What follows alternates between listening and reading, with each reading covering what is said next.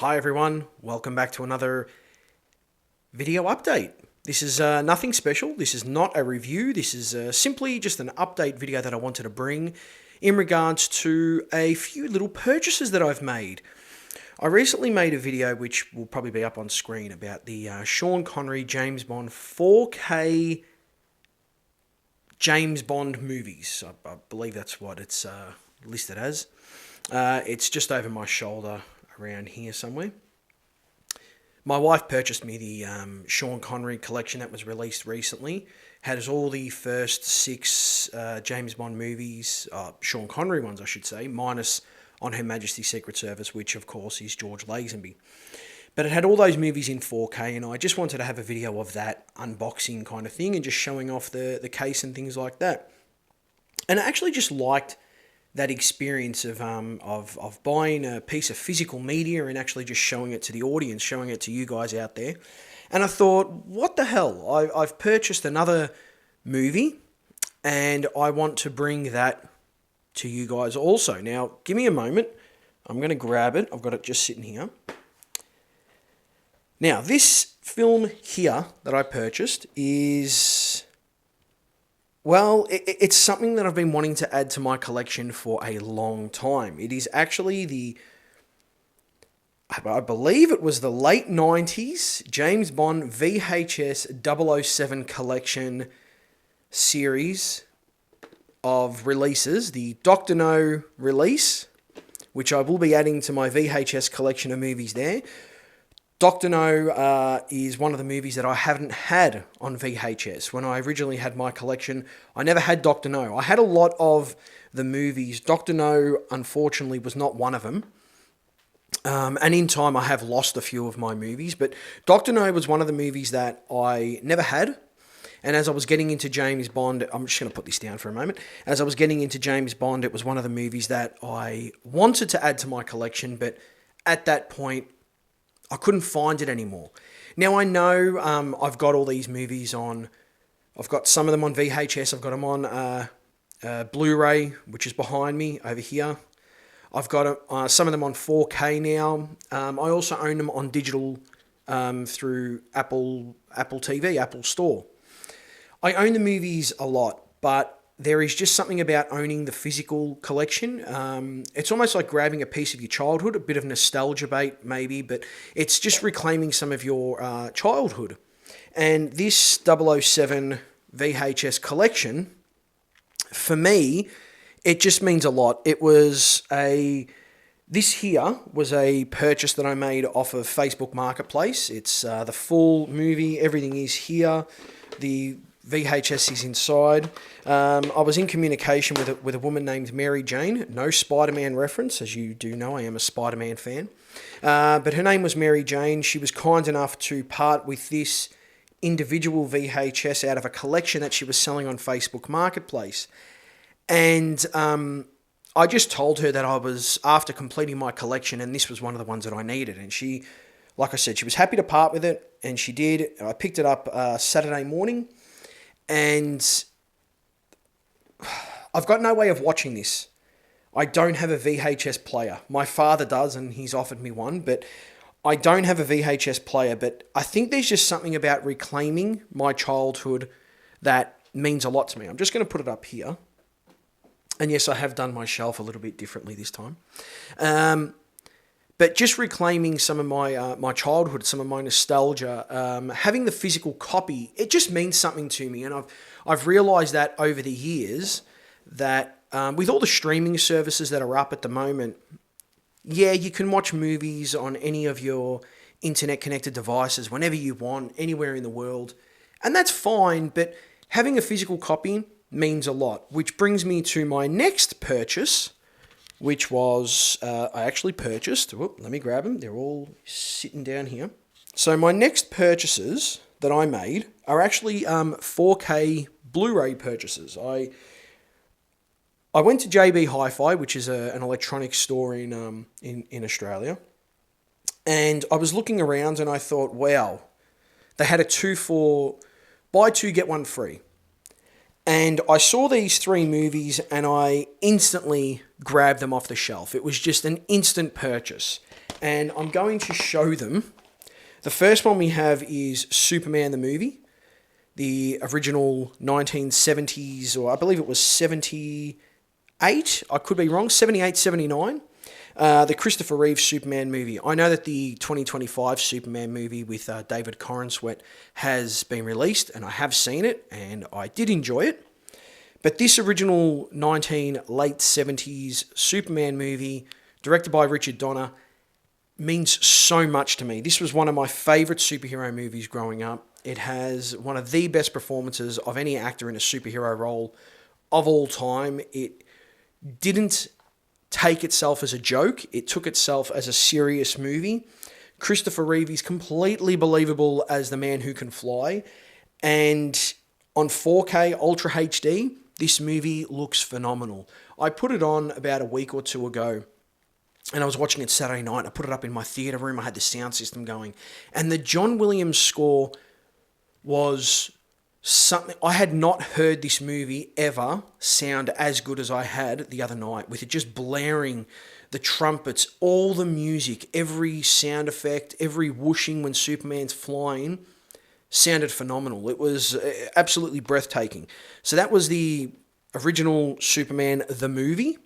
The next purchase I made was also another thing from my childhood. As you can, there's a bit of a trend here. I seem to be reclaiming my childhood. It's a bit of a trend, but the next film was Superman 2. Again, Christopher Reeve, not directed by Richard Donner this time. If you know, maybe you don't, Richard Donner was making Superman 1 and 2 back-to-back. He was filming them back-to-back and had filmed a lot of Superman 2, but the producers decided, we don't like you, we're getting rid of you. And they brought in a guy called, what's his name? Richard Lester. Richard Lester was the director. So Richard Lester came in and he filmed a whole bunch of new scenes for Superman 2, made it more campy, added a lot more jokes, a lot more this and that, refilmed scenes, things like that, and released it under his name. Now, there is a Richard Donner cut of Superman 2 out there. I do own that on Blu-ray. And it is a good film, but the original Superman 2 is a better film. But again, I haven't put that film on yet. I haven't watched it yet. But I will get around to it hopefully tonight, this weekend, hopefully. The final purchase that I made on, again, 4K Ultra HD was The Lost Boys. The classic 1987 release. I believe it was 1987. I'm going to be so disappointed if it wasn't, but no, it was 1987 release, The Lost Boys. This is a cat out of the bag here. It is one of my top 10 favourite movies of all time. I don't consider Citizen Kane, The Godfather, and all those types of movies in my top 10 because I'm not a thespian. I don't care about old movie cinema and other their classics because they're classics. No, if a movie is good, if I can continue to watch it, it is a classic for me. Things like Psycho, absolute classic movie, but it's not a classic movie because it's a classic movie. It's a classic movie because I absolutely love it. It is brilliant from beginning to end. But The Lost Boys is a phenomenal, absolutely phenomenal movie. I would one day love to sit down, watch, write my thoughts down and bring a review. Maybe I will. Hint, hint. Leave it in the comments below.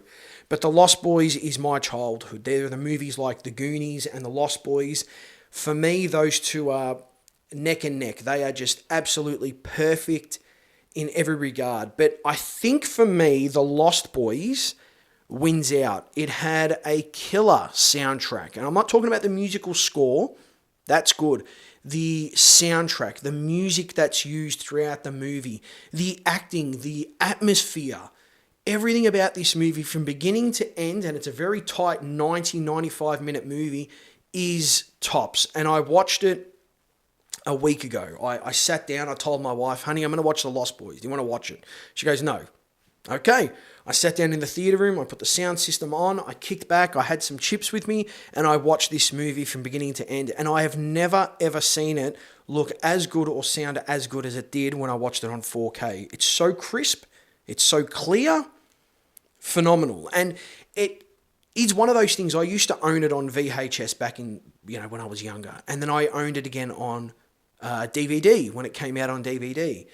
And I own it on digital, again, via Apple. And I watch it all the time via those different formats. And yeah, it's great. But I think owning a physical copy again after almost 20 years and having it and putting that disc into the Xbox that I've got in the theater room and watching it, nothing kind of competes with that. Yeah, I could just throw on a streaming service and click and find a movie and put it on, but it's not as good as just having the physical copy. And I've kind of I've really been trying to reclaim a lot of old physical media that I once had, and it kind of started with these James Bond movies up here when I was at my dad's house and we were going through some of my old things, and I found these and I thought, I've got to take them back. I have to take them back. And that's why now, as you can see, the shelf's a little bit, it's grown. I've got a couple of more things on this side. I've got some stuff here, and down the bottom of the shelf, maybe I'll put something up on screen.